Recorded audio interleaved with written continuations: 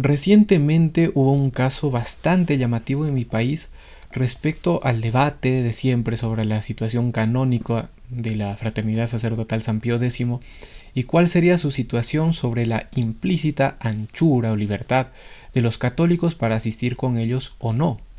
El arzobispo de Cusco lanzó un comunicado desaconsejando tajantemente la adherencia a este movimiento, juzgando que, como se ha visto en otros pronunciamientos similares de otros países en repetidas ocasiones, la fraternidad pues no está dentro de la Iglesia. Los católicos peruanos tradicionalistas han despotricado contra él. Cito el comunicado a continuación.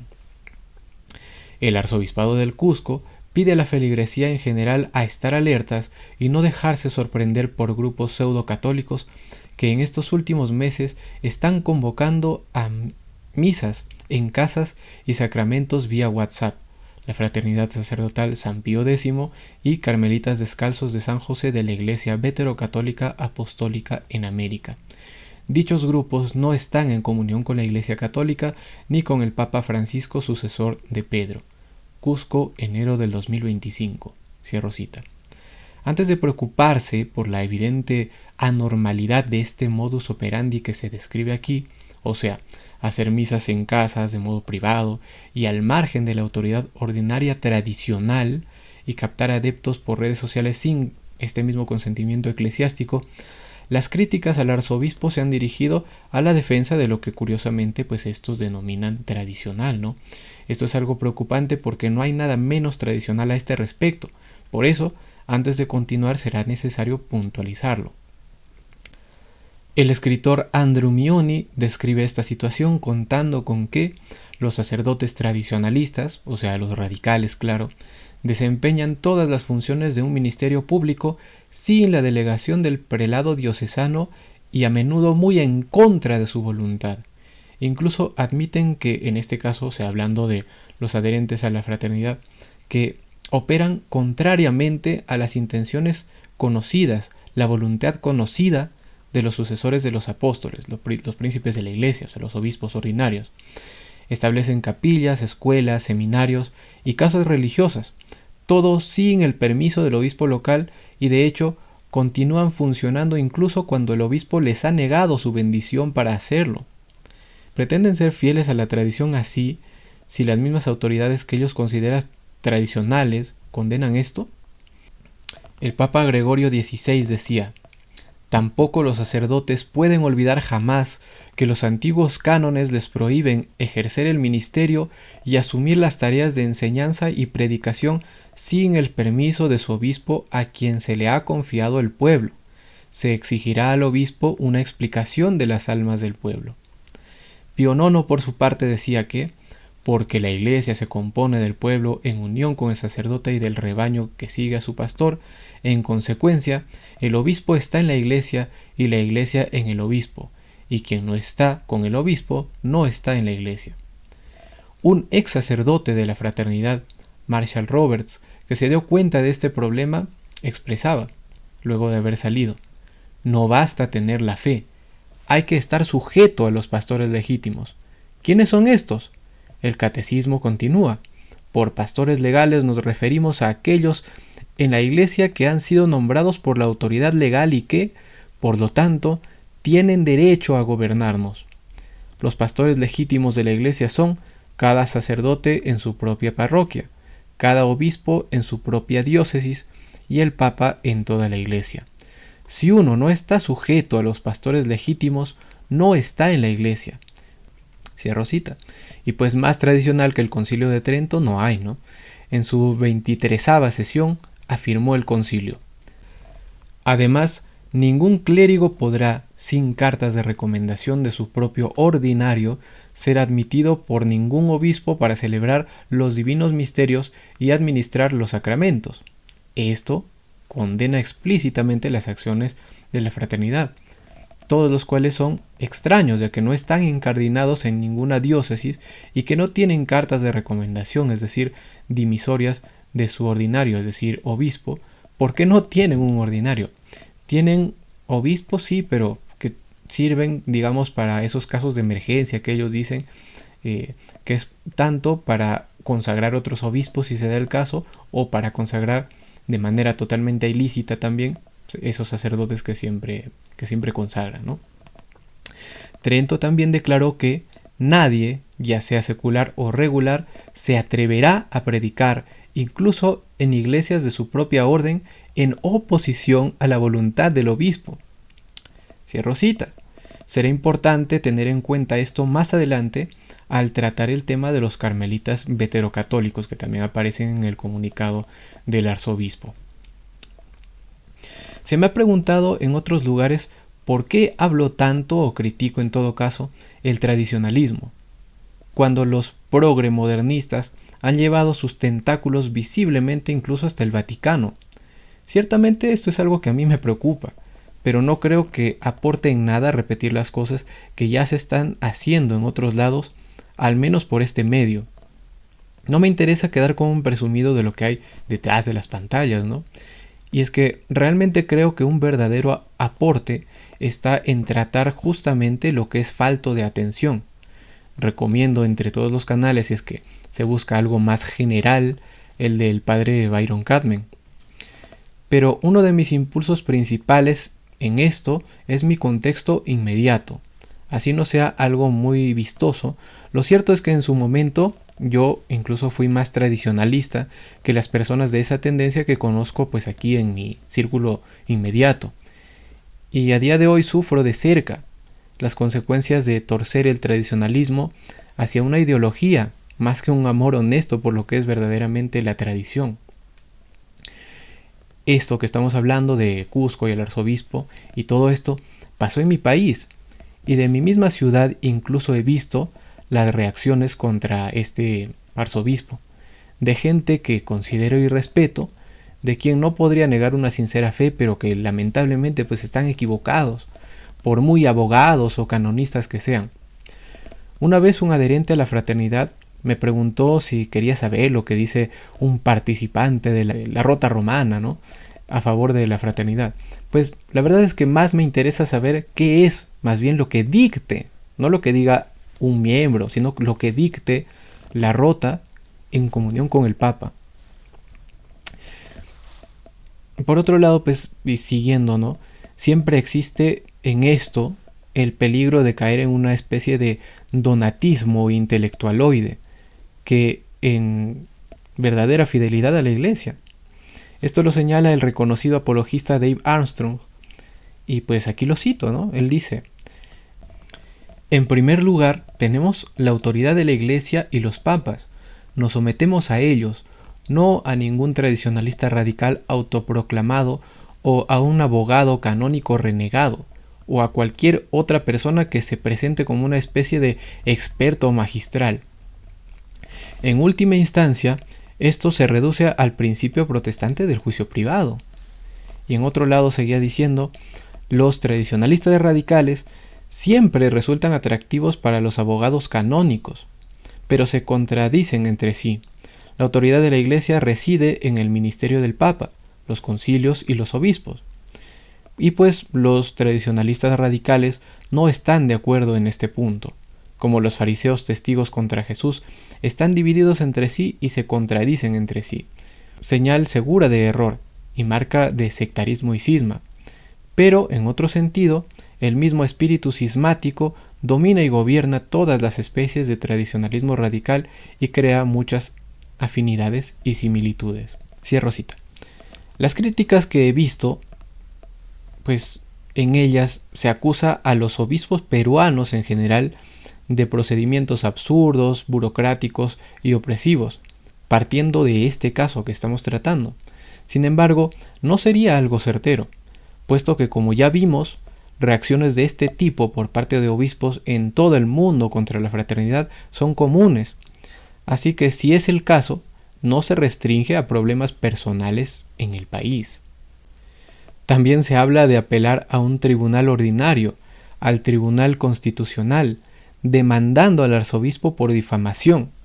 Igual, asumiendo primero que sea el caso, o sea, supongamos, ¿no?, si fuera el caso, la doctrina católica tradicional establece que la autoridad de la Iglesia es suprema y no está sujeta a la revisión de tribunales civiles.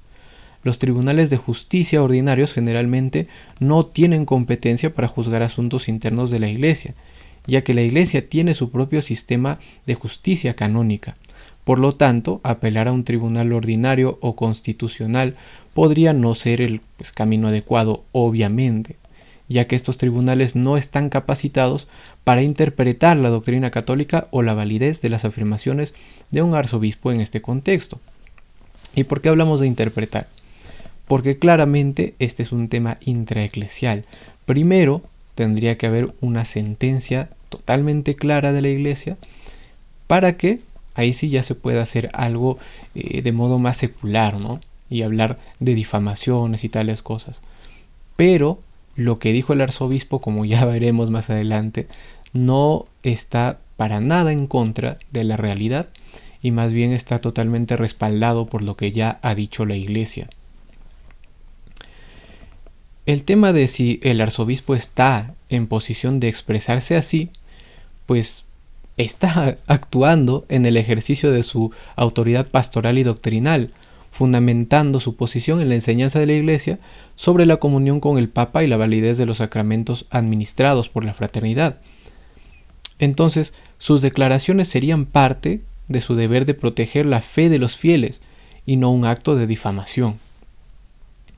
La difamación en sí implica hacer declaraciones falsas que dañan la reputación de una persona o entidad. En este caso, si el arzobispo se está expresando con esta opinión basada en la enseñanza de la Iglesia, no se considera ya difamación en el sentido legal, ya que su afirmación sobre la falta de comunión de la fraternidad con la Iglesia Católica y el Papa se basa en la doctrina católica y en la situación de la fraternidad expresada por el mismo magisterio.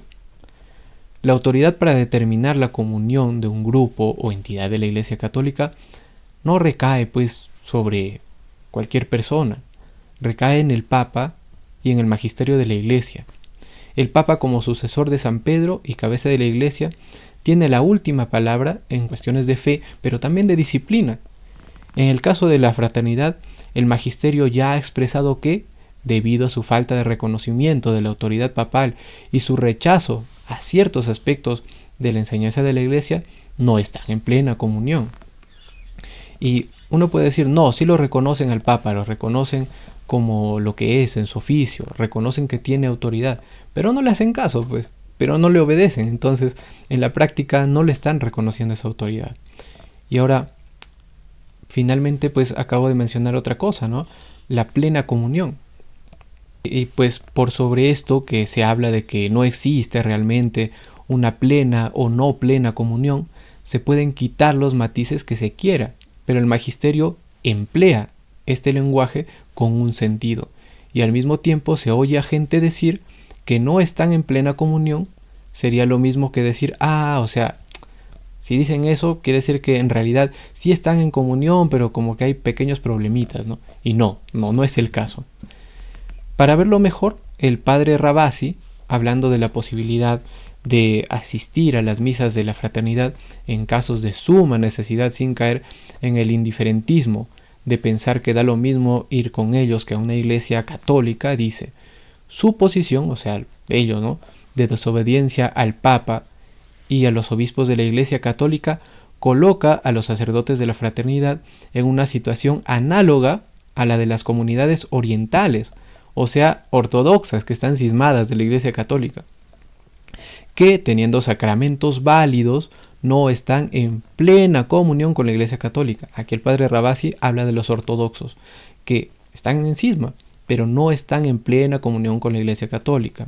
A ver, otra, a este tenor, el Papa Benedicto XVI, dirigiéndose al Comité de Diálogo con los Ortodoxos, decía igual, el diálogo, haciéndonos progresar hacia la comunión plena entre católicos y ortodoxos, contribuirá también a los diálogos múltiples que tienen lugar en el mundo cristiano con vistas en la búsqueda de la unidad, ¿no?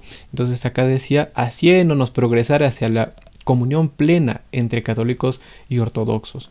Entonces, bueno, ahí las dos citas ya cerradas, ¿no? El cisma entre los católicos y los ortodoxos persiste, y a pesar de ello, se habla de que no estamos en comunión plena. Esto ya debería dejar más claro lo que estamos hablando, Por supuesto, pues haciendo la salvedad, ¿no?, de que sus casos no son iguales. La fraternidad se encuentra en una situación de desobediencia y falta de comunión doctrinal referente al Vaticano II, mientras que las iglesias ortodoxas, que son reconocidas como comunidades cristianas válidas, con sacramentos válidos, etcétera, pero, o sea, no aceptan ni siquiera el primado, ¿no? Ahora, salió un video, también peruano, que lo vi por ahí, en el cual se esgrimían algunos argumentos, ¿no? Y entre los que se difunden están los siguientes, y voy a citar aquí textual lo que dice, a ver qué tal les parece, ¿no? Primera cita de ese video. Todo aquel que rechaza la misa tradicional está rechazando la Iglesia Católica. Cierro cita. Esta afirmación resulta problemática porque establece una dicotomía simplista que ignora la diversidad legítima de las formas litúrgicas. Primero, la fidelidad a la Iglesia se fundamenta en la adhesión plena al depósito de la fe y a la comunión con el magisterio. Es necesario hacer énfasis en esto porque hay muchos videos de que sí, que el depósito de la fe, etcétera, etcétera. Pero no se entiende mucho lo que es magisterio, ni magisterio auténtico, ni magisterio vivo. Pero bueno, en esto se basa la adhesión plena. Y no en la preferencia exclusiva por un solo rito de celebración, ya sea el tradicional, o sea, el extraordinario, o el ordinario. La Iglesia reconoce validez en ambas formas litúrgicas, en tanto reflejan la unidad de la fe y responden a distintos contextos pastorales sin comprometer la pertenencia eclesial.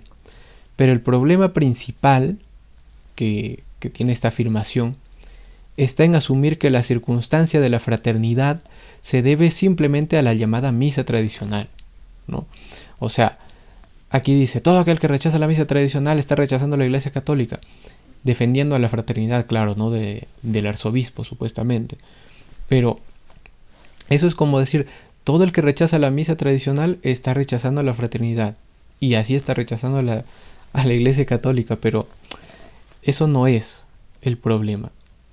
Para que se entienda mejor, dirigiéndose a Monseñor Lefebvre, el Papa Pablo VI le decía, ¿no?, solicitas que se reconozca el derecho a celebrar la misa según el rito promulgado por el Concilio de Trento en diversos lugares de culto. También tienes la intención de continuar la formación de los candidatos al sacerdocio según tus propios criterios, es decir, como antes del concilio, en seminarios específicos, como el seminario del pueblo de Écone. Sin embargo, bajo estas circunstancias y otras similares que examinaremos detalladamente, se debe descubrir el núcleo mismo de todo el problema, que es verdaderamente y en sentido propio de carácter teológico. En efecto, estas cuestiones han llegado a ser formas concretas y definidas de expresar una eclesiología que, en sus principales aspectos, se reconoce como totalmente errónea. Curioso, ¿no? Bueno, continúa. Se trata en realidad de un asunto que debe considerarse fundamental, ya que, como has declarado abiertamente, rechazas en su totalidad la autoridad del concilio y del sumo pontífice. Y a esta actitud tuya se une una acción organizada, con el fin de que esta tu rebelión, pues lamentablemente así debe llamarse, se difunda y se estructure de manera ordenada. Este es, sin duda, el punto central y principal, el cual de ninguna manera puede ser aceptado. Cierro cita. La segunda afirmación de este video es, decía el amigo, recordemos que Lefebvre fue quien, de cierta manera, resistió al Concilio Vaticano II y luchó por conservar y mantener la sana doctrina, así como el culto auténticamente católico. Cierro cita. El enunciado que acabo de leer es problemático, al sugerir que la oposición al Concilio Vaticano II implica defender la sana doctrina. En realidad, el concilio representó un desarrollo auténtico del magisterio y una renovación litúrgica en comunión con la tradición apostólica. Quien quiera verlo, que investigue más a fondo y no se quede aquí en YouTube. Defender la validez y el aporte del concilio es reconocer el diálogo entre la tradición y la actualización pastoral, mientras que colocar a Lefebvre como garante exclusivo de una doctrina verdadera, entre comillas, reduce de forma injusta y polarizadora la riqueza doctrinal y litúrgica de la Iglesia. Como se afirmaba tradicionalmente en los diálogos del Concilio Vaticano I, encontramos que, aunque la Iglesia adapta sus disciplinas según las condiciones de los tiempos y lugares y utiliza diversos medios para alcanzar sus fines, permanece inmutable en sí misma y en su constitución aceptada por Cristo. Así el Papa León XIII confirmaba y decía: es cada pontífice dueño de seguir la vía que le parezca más oportuna a la luz de los tiempos y de todas las demás circunstancias. Esta es competencia exclusiva del romano pontífice, porque es él el que tiene para estos casos una singular luz en el don de consejo, y es el que tiene una visión más completa de la situación de la Iglesia para ajustar a ella una respuesta que esté de acuerdo con su apostólica providencia. Cierro cita. Tercera afirmación del video, cito: si poseen la ordenación y la sucesión apostólica, ¿por qué no serían católicos? Cierro cita. Bueno, aunque la validez sacramental de la ordenación y la continuidad apostólica son esenciales para la identidad eclesial, la plena pertenencia a la Iglesia Católica requiere, además, la comunión con el Papa y la aceptación de la autoridad de la jerarquía. Focalizar la catolicidad únicamente a aspectos formales sacramentales omite la dimensión de unidad eclesial que atraviesa el establecimiento del magisterio y compromete la plena comunión vital de la Iglesia. Hay que recordar a los hermanos, a este hermano en específico que hace este video, que las iglesias orientales no calcedonianas, es decir, cismáticas de los primeros siglos, y las ortodoxas, que no aceptan al Papa, o el papado, el primado papal, lo que quieran, estando fuera de la comunión con la Iglesia Católica, tienen sacramentos válidos y sucesión apostólica válida. Entonces, haría falta pues una revisada, ¿no? de información a esta gente. La cuarta afirmación sería: algunos obispos defienden posiciones contrarias a la sana doctrina. Por ejemplo, apoyan la Pachamama, el aborto, la homosexualidad, la solidaridad distorsionada y promueven una cultura de integración o una ecología ultracomunista. Y se autodenominan católicos, mientras que ellos que defienden la verdadera doctrina, o sea, los tradicionalistas, ¿no?, son tachados de herejes. Cierro cita. Esta afirmación generaliza de manera amplia y atribuye a ciertos obispos posturas extremas sin un análisis detallado o una comprobación de fuentes oficiales. El lenguaje empleado fomenta una división contradictoria a la caridad y a la unidad eclesial requeridas por la disciplina y el derecho canónico. Que la indignación por el verdadero problema del modernismo que tenemos en la Iglesia no nos haga caer en ridículos y menos tragarnos cuentos, porque varias de las cosas que puntualiza aquí el amigo pues son historias mal contadas, lamentablemente. Siguiente cita del video. Cito: este obispo se muestra como un farsante, mentiroso y mal pastor, incapaz de guiar a sus fieles en el camino de Dios. Se está abusando de la confianza de los fieles. Cierro cita. A ver, atacar de forma personal a un obispo con calificativos tan despectivos vulnera el respeto debido a la autoridad legítima y compromete los principios de caridad y obediencia que rigen las relaciones eclesiales. Dichos términos ad hominem son, por demás, incompatibles con la necesidad de mantener la unidad y buena comunión dentro de la Iglesia Católica, tal como reconoce el derecho canónico y la sana doctrina. Siguiente afirmación. ¿Cómo es posible que un obispo se preste a tales engaños y actúe de manera que al agrupar a estos dos grupos en un mismo saco engañe a los fieles? O sea, la Fraternidad Sacerdotal San Pío X, agrupándola en el mismo saco junto con los Carmelitas Descalzos de San José de la Iglesia Veterocatólica Apostólica en América. Esta asociación es falsa, pues ambos grupos son totalmente distintos. Cierro cita. Y pues aquí tremendas declaraciones. Y ya podemos ver dónde sí que se encuentra la difamación. Difamación descarada pero bonitamente disfrazada en el celo de la tradición. A este respecto decía el cardenal Herrera, acérrimo defensor español del Papa San Pío X por el año 1900. Son dignos de toda censura los que, presumiendo ser los únicos católicos de verdad, se erigen sin misión alguna para ello en definidores generales de doctrina y de conducta, y en correctores del Papa y de los obispos, tan liberales como los que descaradamente menosprecian y conculcan la autoridad pontificia, son los que, cubriéndose con el manto de un celo mal entendido, se meten a reformadores, censuran las disposiciones pontificias y episcopales y dejan de cumplir los deberes de la obediencia. Cierro cita. Es momento de traer al frente la citada necesidad de comunión con el ordinario, que ya había mencionado más arriba y les decía, pues recuérdenlo para más adelante, ¿no? Obviamente, pues nadie ha hablado de esto como se debe y se han centrado en su fanatismo por el movimiento de Lefebvre.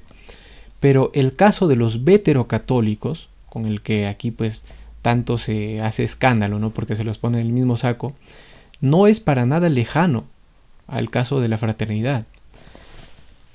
Estos, o sea, los veterocatólicos, son ni más ni menos que los católicos que se separaron de la comunión de la Iglesia tras el Concilio Vaticano I.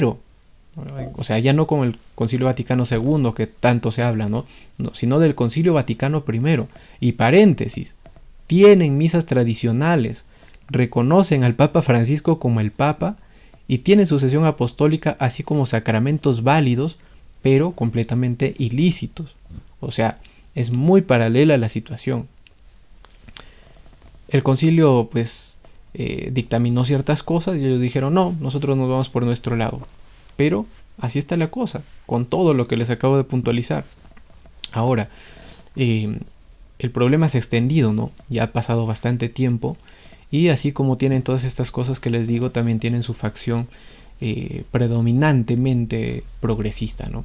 Pero bueno, decía el beato Pío IX sobre ellos, sobre los veterocatólicos, increíblemente afirman con valentía que el romano pontífice y todos los obispos, los sacerdotes y el pueblo unido a él en la unidad de la fe y comunión cayeron en herejía cuando aprobaron y profesaron las definiciones del Concilio Ecuménico Vaticano. Por lo tanto, niegan también la indefectibilidad de la Iglesia y declaran blasfemamente que su cabeza visible y los obispos se han equivocado. Cierro cita. Lefebvre, a su vez, en una entrevista con el Catholic Crusader en 1984, caracterizó expresamente el decreto sobre el ecumenismo, o sea, Unitatis Redintegratio del Concilio Vaticano II, como herético.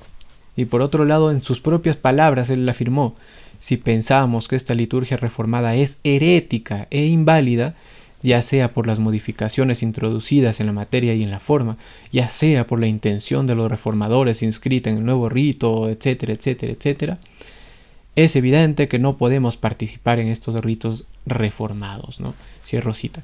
Y aquí también puede recordar cómo es que repetidamente la fraternidad desaconseja, ¿no? Ir a la misa ordinaria. Dicen, no, mejor quédate en tu casa, si no tienes una misa con nosotros, mejor quédate en tu casa, no vayas a misa porque esa misa ofende a Dios, mejor reza el rosario. Y no es ninguna exageración, pero continúo.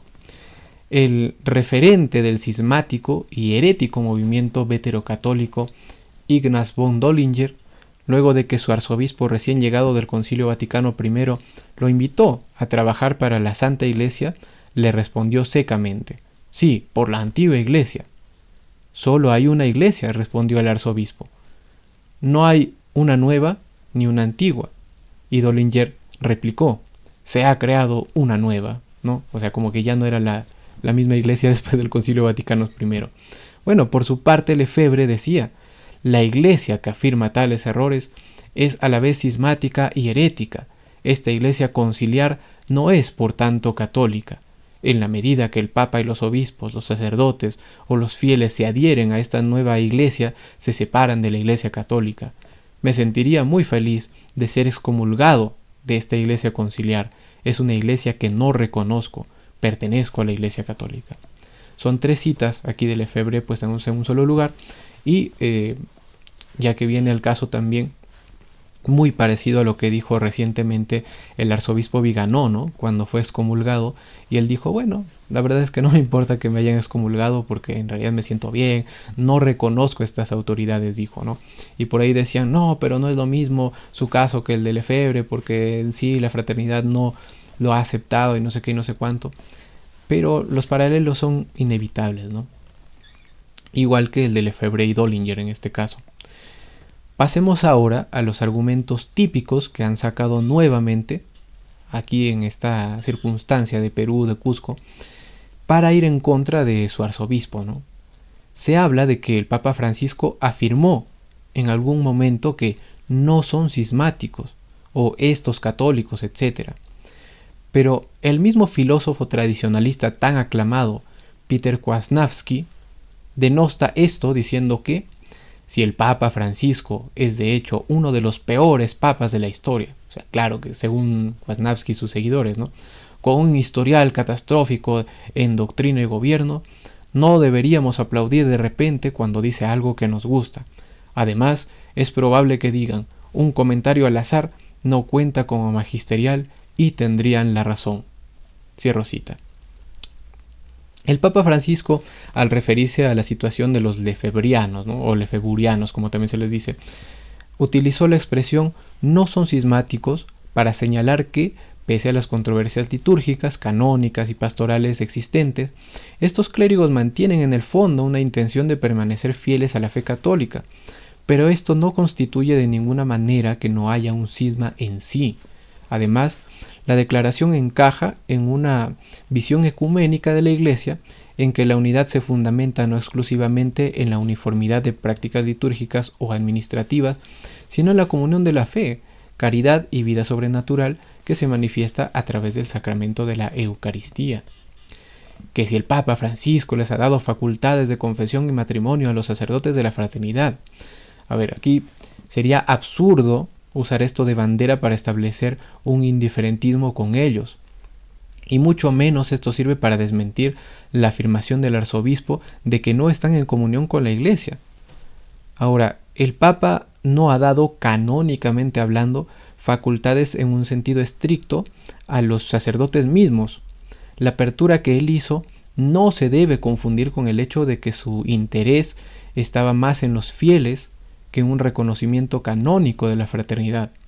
Sus palabras fueron: concedo a los fieles que por motivos diversos frecuentan las iglesias donde celebran los sacerdotes de la fraternidad San Pío X la posibilidad de recibir válida y lícitamente la absolución sacramental de sus pecados.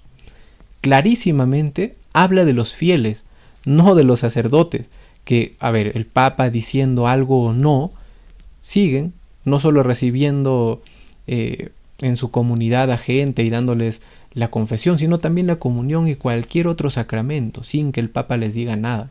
Entonces, cosa contraria, ¿no? Totalmente contraria a la voluntad de la Iglesia. Hagamos un análisis lógico y rápido para desarmar la falacia de utilizar este documento del Papa que se llama Misericordia et Misera como un apoyo para dar la impresión de que la fraternidad San Pío X está en comunión con la Iglesia Católica. Aparte de lo ya dicho, el documento, fue publicado en noviembre del 2016, menos de un mes después, en el 16 de diciembre, si no me equivoco, las autoridades canónicas de la Iglesia determinaron lo siguiente. Cito: los sacerdotes tienen prohibido el ejercicio del sacerdocio y los obispos no pueden ordenar sacerdotes sin que obedezcan estas disposiciones. En consecuencia, actualmente se puede considerar que la fraternidad sacerdotal San Pío X es un cisma no declarado formalmente. De hecho, la Rota Romana, en la sentencia que acabamos de citar, ha considerado que la situación de la fraternidad es la de un cisma infieri. No es recomendable asistir a estas misas. Tampoco es recomendable frecuentar sus iglesias y capillas. Ello se debe a que existe a largo plazo el peligro de imbuirse en su espíritu cismático. La Fraternidad Sacerdotal San Pío X se atribuye la función legislativa y judicial. Para ello usan argumentos que son difícilmente conciliables con la tradición canónica. Nos encontramos indudablemente ante una comunidad que se ha constituido poco a poco en una estructura autónoma de las legítimas autoridades de la Iglesia, incluido el romano pontífice, pues ejercen para sus miembros la función ejecutiva, la legislativa y la judicial, lo cual plantea la consideración de que quizá la legítima autoridad eclesiástica debería resolver sin demora su situación en la Iglesia, puesto que de hecho se ha convertido en un grupo cismático. Cierro cita.